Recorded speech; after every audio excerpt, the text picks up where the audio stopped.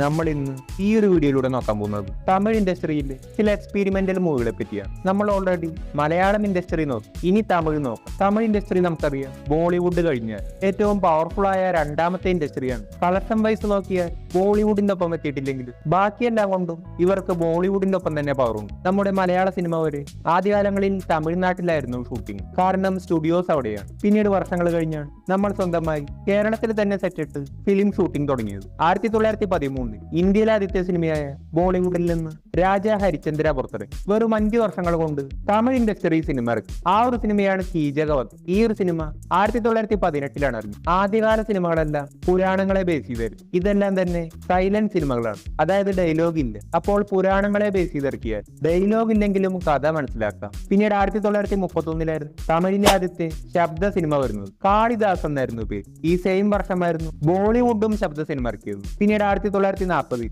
ഉത്തമപുത്രൻ എന്ന double role cinema ഇറക്കി. നമ്മളിങ്ങനെ ഇറക്കുന്നത് 60കളിലായിരുന്നു. ബോളിവുഡ് ജാമ്പവാന്റെ കാലത്തെ ഇറക്കി. 1917 ലങ്ക ദഹൻ എന്ന സിനിമ ഇറക്കി. ഈ ഒരു സിനിമയിൽ രാമനായും സീതയായും സാലൂങ്കി എന്ന നടൻ ഡബിൾ റോളിൽ അഭിനയിച്ചു. 1948 തമിഴിലെ ഒരു സിനിമ ഇന്ത്യക്കകത്തും പുറത്തും വൈറലായി. ആ ഒരു സിനിമയാണ് ചന്ദ്രലേഖ. ഇതൊരു ബിഗ് സ്കെയിലിൽ വന്ന സിനിമയാണ്, വളരെ ചെലവേറിയ സിനിമയാണ്. പണ്ടത്തെ ബാഹുബലി എന്ന് വേണമെങ്കിൽ പറയാം. ഇത് ഇന്ത്യക്ക് പുറത്ത് വൈറലായി. അങ്ങനെ അമേരിക്കയിലെ ഫ്ലോറിഡയിൽ ഇന്റർനാഷണൽ ഫെസ്റ്റിവലിൽ ഈ ഒരു സിനിമയ്ക്കും സ്ക്രീൻ കിട്ടി. 1954 തമിഴിലാദ്യമായി അങ്ങ് ഹോളിവുഡ് ടച്ചുള്ള സിനിമ ഇറക്കി. ആ ഒരു സിനിമയാണ് അന്തനാൾ. അന്തനാൾ എന്ന സിനിമയിൽ ആദ്യമായി റാഷ്മോൻ എഫക്റ്റ് യൂസ് ചെയ്തു. റാഷ്മോൻ എഫക്റ്റ് എന്ന് പറഞ്ഞാൽ ഇത് ഹോളിവുഡിൽ യൂസ് ചെയ്യുന്ന ടെക്നിക്കാണ്. പേര് കേട്ടാൽ അറിയാം ഇത് അമേരിക്കക്കാരുമായി ബന്ധമില്ല. ഒരു പാത്രം നിലത്ത് വീണാൽ കേൾക്കുന്ന ശബ്ദം പോലെയുള്ള പേരുകൾ ഒന്നല്ലെങ്കിൽ ജപ്പാന്റെ ആയിരിക്കും, അല്ലെങ്കിൽ ചൈനയുടെ ആയിരിക്കും. ശരിയാണ്, ജപ്പാനായിരുന്നു ആദ്യമായി റാഷ്മോൻ എഫക്റ്റ് യൂസ് ചെയ്തത്. 1950 വേൾഡ് ഫേമസ് ഡയറക്ടറായ അക്കിറ കുറോസോവയുടെ സിനിമയായിരുന്നു റാഷമോൺ. ഈ ഒരു സിനിമയിൽ ഒരു ഭാര്യയും ഭർത്താവും കാട്ടിലൂടെ പോവുകയായിരുന്നു. വളരെ സന്തോഷമായി തമാശയെല്ലാം പറഞ്ഞാണ് പോയത്. പെട്ടെന്നാണ് ഒരു കൊള്ളക്കാരൻ ചാടി വീണത്. കൊള്ളക്കാരൻ ഭർത്താവിനെ തല്ലിക്കൊന്നു, ഭാര്യയെ ഉപദ്രവിച്ചു. കുറച്ചു കഴിഞ്ഞ് കൊള്ളക്കാരൻ പിടിക്കപ്പെട്ടു. അങ്ങനെ കോടതിയിൽ വന്നു. എന്താണ് സംഭവിച്ചതെന്ന് ജഡ്ജി ചോദിച്ചപ്പോൾ പലരും പല രീതിയിലാണ് ആ ഒരു സംഭവം പറഞ്ഞു. ഭാര്യ ഭാര്യയുടെ പെർസ്പെക്റ്റീവ്, കൊള്ളക്കാരന്റെ പെർസ്പെക്റ്റീവ്, ചത്തുപോയ ഭർത്താവ് ഒരു പ്രേതമായി മന്ത്രവാദിനിയുടെ മേത്ത് കയറി അയാളുടെ പെർസ്പെക്റ്റീവിൽ പറഞ്ഞു. ഇതും പോരാൻ ഇതെല്ലാം കണ്ടു നിന്ന് ഒരു മരം വെട്ടുകാരൻ അയാൾക്ക് മനസ്സിലായതും പറഞ്ഞു. അങ്ങനെ ഓരോരുത്തരും പറഞ്ഞു. ഓരോ സ്റ്റോറികളും നമ്മളെ കാണും, നമുക്ക് തന്നെ കൺഫ്യൂഷൻ ആവും. ഇങ്ങനെ സ്റ്റോറി പറയുന്ന രീതിയാണ് റാഷമോനൊക്കെ, വേട്ടയാൻ, ട്വൽത്ത് മാൻ, ഇതിലെല്ലാം ഈ ടെക്നിക്കും. ഇത് 54 തമിഴിലിറക്കി. നമ്മൾ ഇറക്കുന്നത് 82 മമ്മൂക്കയായിരുന്നു നായകൻ. യവനിക എന്നാണ് പേര്. നിങ്ങൾ ഇൻസ്റ്റയിൽ കണ്ടിട്ടുള്ള ഈ തഗ് സീനുകൾ ഈ സിനിമയിലായിരുന്നു. സ്റ്റോറി ഇത്രയേ ഉള്ളൂ. ഒരു നാടക ട്രൂപ്പിൽ ഒരു തബലിസ്റ്റിനെ കാണാതെ കേസ് അന്വേഷിക്കാൻ വരുന്നത് മമ്മൂക്കയാണ്. ഓരോരുത്തരും തബലിസ്റ്റിന്റെ ബാക്ക് സ്റ്റോറി ഓരോ പെർസ്പെക്റ്റീവിൽ പറയും. അടുത്ത സിനിമയാണ് ഇതേ ടൈമിൽ വന്ന ദി ജംഗിൾ. ഇതൊരു ബോളിവുഡ് സിനിമയാണ്. ഈ ഒരു സിനിമ 52 തമിഴിൽ കാട് എന്ന പേരിൽ പുറത്തിറങ്ങി. ഈ ഒരു സിനിമ ഹോളിവുഡ് ആണെങ്കിൽ പ്രൊഡ്യൂസേഴ്സിൽ ഒരാൾ തമിഴ് ഡയറക്ടറായ TR സുന്ദരമായിരുന്നു. ടോട്ടൽ 3 പ്രൊഡ്യൂസർ, 2 പേർ ഹോളിവുഡ്. ഈ ഒരു സിനിമയിൽ അമേരിക്കയിലെ വലിയ നടിയായിട്ടുള്ള മാരി വിൻസ്റ്റർ, പണ്ടത്തെ ബാറ്റ്മാൻ സിനിമയിൽ ജോക്കറായി അഭിനയിച്ച സീസർ റൊമാറോ വരെ ഉണ്ട്. ഇതിന്റെ സ്റ്റോറി കേട്ടാൽ നിങ്ങളുടെ തല എന്തായാലും കറങ്ങും. തമിഴ്നാടടക്കം സൗത്ത് ഇന്ത്യ ഭരിക്കുന്നത് ഒരു ബ്രിട്ടീഷ് ക്യൂനാണ്. ഈ ഒരു ക്യൂൻ പ്രസിഡന്റിനെ വിളിക്കും, കാരണം ഒരു പ്രശ്നമുണ്ട്. ആനകൾ വെറുതെ വന്ന് നോർമൽ വില്ലേജേഴ്സിനെ അറ്റാക്ക് ചെയ്യും, ഒരു കാരണവുമില്ല.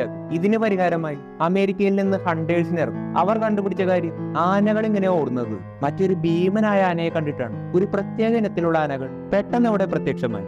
ആ ഇനം ആനയാണ് മാമത്തുകൾ. സ്റ്റോറി നോക്കിയാൽ ഒട്ടും ലോജിക്കില്ലാത്ത സംഭവമാണ്. കാരണം മാമത്തുകൾ അലാസ്ക പോലെയുള്ള മഞ്ഞു നിറഞ്ഞ പ്രദേശങ്ങളിൽ ജീവിക്കുന്നതാണ്. മാത്രവുമല്ല 10,000 കോടി വർഷങ്ങൾക്ക് മുമ്പ് ഉണ്ടായിരുന്നതാണ്. ജാമ്പവാന്റെ അപ്പൂപ്പൻ പോലും നേരിട്ട് കണ്ടിട്ടില്ല.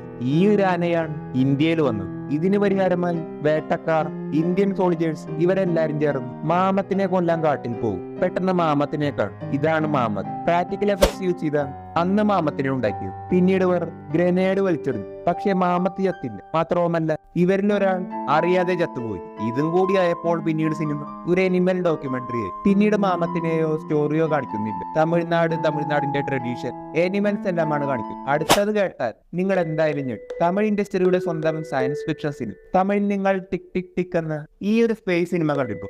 എന്നാൽ സ്പേസിൽ പോകുന്ന സിനിമ തമിഴ് ഇൻഡസ്ട്രി ഇന്ത്യയിൽ ആദ്യമായി ഉണ്ടായി. ആ ഒരു സിനിമയാണ് 63 പുറത്തിറങ്ങിയ കലൈരൻ. ഈ ഒരു സിനിമയിൽ കുറച്ച് ഏലിയൻസ് ഇവിടെ മനുഷ്യർ തന്നെയാണ്. ഭൂമിയിലേക്ക് വരും. അവിടെ വെച്ച് ഡാൻസ് കളിക്കുന്ന ഒരു ലേഡിയെ ഇഷ്ടമായി. ശേഷം തട്ടിക്കൊണ്ടുപോകും. ഇവരറിയാതെ സ്പേസ്ഷിപ്പിൽ ഹീറോ കയറും. പിന്നീട് രക്ഷിക്കാൻ പോകുന്നതാണ് ഷോ. ഈ ഒരു സിനിമയിൽ ഏലിയൻ ഡിവൈസായി ടച്ച് സ്ക്രീൻ കാണിക്കുന്നു. ഇതുപോലെ ഗ്രാവിറ്റി ഷൂസ് വരെയുണ്ട്. 69 ദൈവമകൻ എന്ന സിനിമയായിരുന്നു തമിഴിലെ ആദ്യ ഓസ്കാർ നോമിനേഷൻ കിട്ടിയ സിനിമ. ഓസ്കാർ നോമിനേഷൻ ബോളിവുഡ് 57 73 ഉലകം ചുറ്റും വാലിബൻ എന്ന സിനിമ.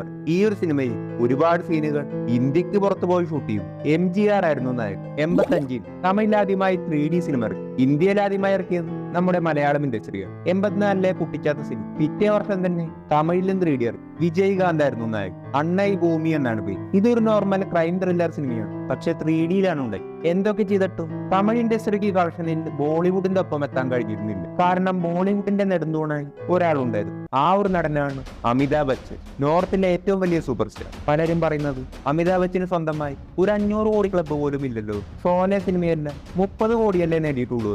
അന്നത്തെ 30 കോടി ഇന്നത്തെ 30 കോടിയാണെന്നാണ് പലരും കരുതിയിരിക്കുന്നത്. എന്നാൽ യഥാർത്ഥത്തിൽ 75-ലെ 30 കോടി എന്നാൽ ഇന്നത്തെ ഏകദേശം 2800 മുതൽ 3000 കോടിക്കടുത്ത് വരും. നമ്മുടെ നിലവിലെ ഇന്ത്യയിൽ ഏറ്റവും കൂടുതൽ കളക്ഷൻ കിട്ടിയ ദങ്കൽ സിനിമ നോക്കിയാൽ 2000 കോടിയാണ്. മാത്രവുമല്ല ഭൂരിഭാഗം കളക്ഷനും ചൈനയിൽ റിലീസ് ചെയ്ത് കിട്ടിയതാണ്. ഷോലെ സിനിമ ആ ഒരു ടൈമിൽ 15 കോടി ടിക്കറ്റുകൾ വിറ്റു. ഇന്ത്യയിൽ ആദ്യം 70mm സിനിമ, ഇന്ത്യക്ക് പുറത്തും ടിക്കറ്റുകൾ വിറ്റു. 5 വർഷം തുടർച്ചയായി തിയേറ്ററിലോട് ഭൂരിഭാഗം ഇന്ത്യക്കാരും പടം കണ്ടു. ഇതുപോലെ അമർ അക്ബർ ആന്റണി, ബീവർ തുടങ്ങിയ ഒരുപാട് സിനിമകളുണ്ട്. അന്നത്തെ 8 കോടി 17 കോടിയൊക്കെയാണ് ഈ സിനിമകളുടെ കളക്ഷൻ. ഇനിയും ഒരുപാടുണ്ട്. തമിഴ് സിനിമയിൽ വലിയൊരു കളക്ഷൻ നേടാൻ ആരെങ്കിലും വരുമോ എന്ന് പറഞ്ഞിരിക്കുമ്പോഴാണ് 75-ൽ തന്നെ അപൂർവ രാഗങ്ങൾ എന്ന സിനിമ ഇറങ്ങി. ഈ ഒരു സിനിമയിൽ ഒരാൾ വില്ലനായി കടന്നു.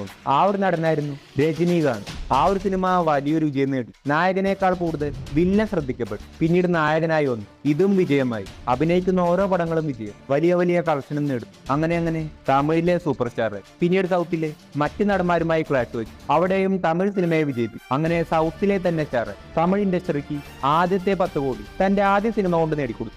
ആദ്യത്തെ 100 കോടി, ആദ്യത്തെ 300 കോടി, ആദ്യത്തെ 600 കോടി, 800 കോടി തുടങ്ങിയ എല്ലാം നേടിക്കൊടുത്ത നടൻ. ഇന്ത്യയിൽ തന്നെ ഏറ്റവും കൂടുതൽ ഇൻഡസ്ട്രി ഉള്ള നടൻ. മാത്രവുമല്ല തമിഴ് സിനിമയ്ക്ക് ഒരുപക്ഷെ ആദ്യ 1000 കോടി അടിക്കുന്നതും ഇതേ നടൻ തന്നെ ആയിരുന്നു വരെ. ഇന്നും തമിഴിലെ യങ് സ്റ്റാറുകൾ വരെ ടൈറ്റായി മത്സരിക്കുന്നത് 74 വയസ്സുള്ള ഈ ഒരു സ്റ്റാറിന്റെ മുന്നിലാണ്. ഹോളിവുഡിൽ നോക്കിയാലും ലോകത്തിൽ തന്നെ 74-ാം വയസ്സിൽ ഇത്രയും സാലറി ഉള്ള ഒരേ ഒരു നടൻ രജനീകാന്ത് മാത്രമാണ്. അപ്പോൾ ഇതാണ് തമിഴ് സിനിമയുടെ കഥ. Every hero, whether it's north, south, east, west, कहीं ना कहीं जो रजनीकांत सर ने किया है वो कहीं ना कहीं कर रहे हैं.